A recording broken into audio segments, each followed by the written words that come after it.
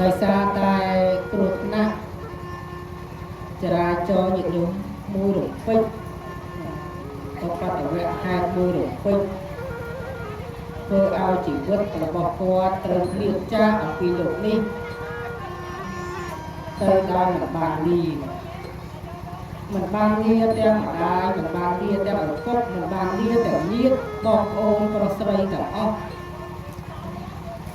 មិត្តភ័ក្តិដែលធ្លាប់រាប់អានស្រឡាញ់រាប់អានគាត់តែធ្លាប់ស្គាល់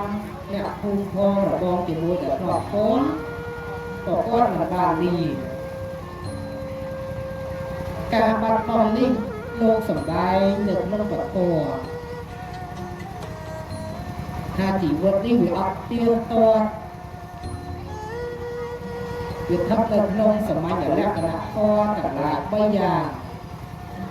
សមញ្ញលក្ខណៈធម៌នេះបើយើងស្ដាប់ទៅដូចភ្លេតយើ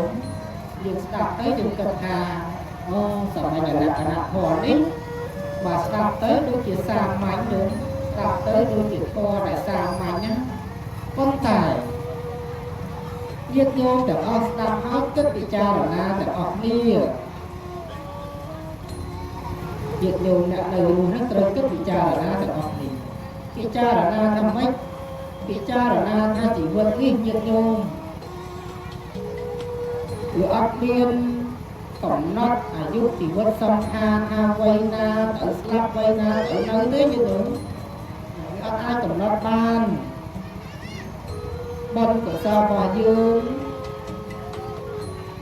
ធ្វើមកបានក៏ប៉ុណ្ណាជីវិតរបស់យើងក៏បានក៏ប៉ុណ្ណឹងដូចគ្នាអានោះយើងត្រូវព្រមទទួលយក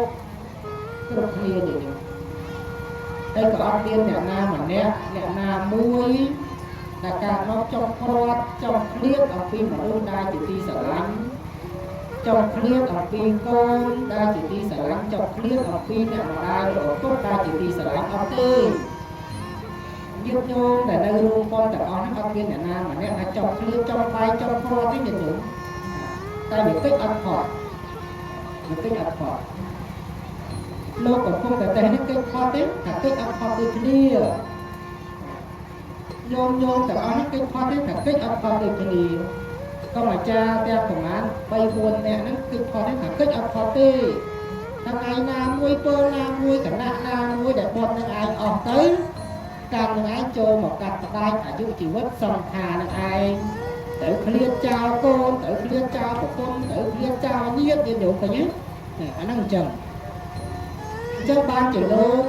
ឲ្យយើងគិតពិចារណាអំពីជីវិតនេះថាវាមិនទៀងទាត់មិនថិតទេ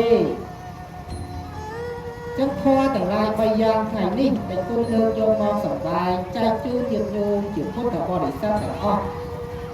ទាំងញាតិញោមម្ចាស់បុណ្យក្តីញាតិញោមដែលចូលមកស្ដាប់ក្តីដើម្បីគិតពិចារណាសមញ្ញលក្ខណៈធម៌ទី1លោកឲ្យឈ្មោះថាអនិច្ចំញាតិញោមអនិច្ចំនេះជាភាសាបាលីប្រែមកជាខ្មែរថាមិនទៀងញាតិញោមអនិច្ចំប្រែមកថាមិនទៀង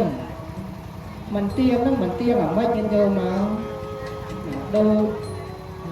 បងប្រុសទៀងជាដើមនេះក៏អត់ទៀងទេឃើញញាតិញោមវ័យគាត់ទៅតែ31ឆ្នាំទេក៏31ឆ្នាំអញ្ចឹងវ័យនេះញាតិញោមជាពុទ្ធបរិស័ទគិតថាប្រហែលជាមិនទាន់ទេប៉ុន្តែញាតិញោមត្រូវគិតពិចារណាត្រឡប់មកវិញថាជីវិតនេះញាតិញោមលោកអត់មានកំណត់ថា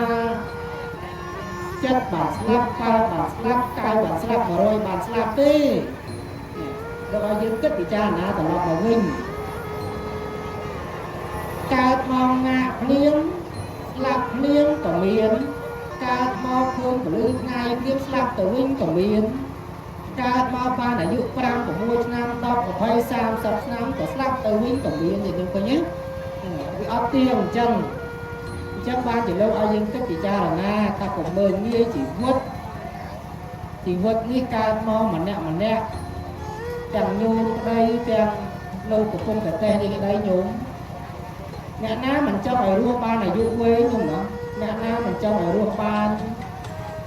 90ឆ្នាំ100ឆ្នាំ200ឆ្នាំទៀតនោះគឺថាយើងអាចកំណត់បានអញ្ចឹងទេថាយើងកំណត់មិនបានទេបើសិនណាជាញោមកំណត់បានតែគុណកំណត់បានក៏អាចារ្យកំណត់បានម្ល៉េះហើយញាតិញោមទាំងអស់ដែលនៅរួមបនហ្នឹងយើងកំណត់គ្រប់តែគ្នាកំណត់ឲ្យខ្ញុំរស់បានប៉ុណ្ណេះញោមអាហ្នឹងបើសិនណាកំណត់បានតែធម៌នេះលោកមិនអាចកំណត់បានទេញាតិញោមដល់ពេលវេលាណាដែលញាតិញោមអស់បនពីលោកនេះទៅចត់តែទៅញាតិញោមតែកើតក្នុងកំណើតណាមួយសំគួរក្តីមិនសំគួរក្តីយើងអត់បានដឹងទេញោមបើថាបនដែលយើងបានធ្វើទាំងញាតិញោមក្តីតែជាអ្នកស្ដាប់ធម៌ក្តីញាតិញោមបនកុសលទាំងអស់នេះយើងធ្វើបានប៉ុណ្ណាយើងនឹងទទួលបានផលបនប៉ុណ្ណេះដែលយើងអាចគិតពិចារណាហើយស្រួលគិតពិចារណាអញ្ចឹងផលអនិច្ចំទី1ដែលលោកអាចឈ្មោះថាអនិច្ចំមិនទៀងវាមិនទៀងអញ្ចឹងញាតិញោមមិនទៀងថាថ្ងៃណាមួយអាត្មាអញនឹងត្រូវគ្រាចាអំពីកូនថ្ងៃណាមួយខ្ញុំនេះត្រូវគ្រាចាអំពីកូន